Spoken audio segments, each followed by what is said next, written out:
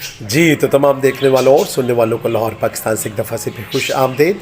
Bruce Lee जो कि martial arts में बहुत बड़ा जिसका नाम है, और मेरा ख़्याल है कि तमाम दुनिया में अगर किसी मार्शल आर्ट्स के इंसान ने अपना नाम पैदा किया है वो ब्रूस ली है।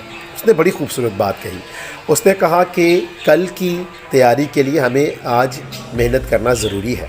बहुत खूब। ये सभी जानते हैं कि अगर हम चाहते हैं हमारा मुस्तकबिल, हमारा कल बेहतर हो, तो आज हमें मेहनत करना होगी। तो अगर आज हम आम का पौधा लगाएंगे, कल वो बड़ा होकर हमें आम का फल देगा। ऐसा नहीं हो सकता कि हम आम का पौधा लगाएं और उसके ऊपर आलू उग जाएं या टमाटर लग जाएं। इसका मतलब सीधा है कि अगर हम आज मेहनत करेंगे तो कल हम उस मेहनत का मीठा फल खाएंगे। तो आए सब मेहनत करें ताकि हमारा कल बेहतर हो जाए और इर्द गिर्द लोगों का भी कल बेहतर हो।